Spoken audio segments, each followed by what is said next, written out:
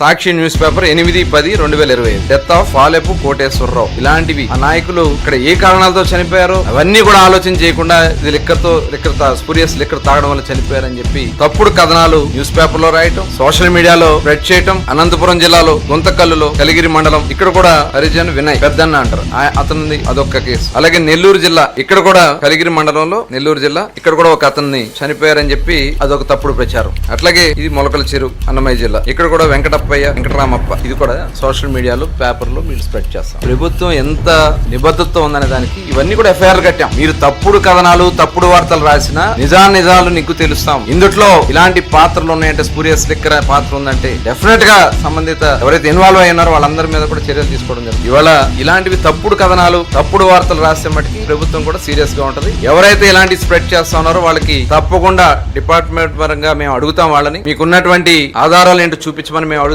ఆధారాలు చూపించిన ఎడల వాళ్ళ మీద డెఫినెట్ గా ఐపీసీ సెక్షన్ 353 ప్రకారం అది ప్రింట్ అవ్వచ్చు, ఎలక్ట్రానిక్ మీడియా అవ్వచ్చు, బిఎన్ఎస్ 353 ప్రకారం ప్రజల్ని తప్పుదారి పట్టించి అల్లర్లు సృష్టించడానికి ప్రయత్నం చేసిన దాని కింద విచారణ ఎదుర్కోవడానికి సిద్ధంగా ఉండాలి. అలాగే 356 ప్రభుత్వాన్ని ప్రతిష్టని ఇబ్బంది పెట్టే పరిస్థితి చేయడానికి చేస్తున్నారు కాబట్టి దాని మీద కూడా 356 కూడా మేము సెక్షన్స్ ఉన్నాయి. ఇంకా అదర్ సెక్షన్స్ కూడా చాలా ఉన్నాయి. తప్పుడు కథనాలు తప్పుడు వార్తలు రాసే మటుకి ఎక్కడా కూడా ఉపేక్షించే సమస్య లేదు.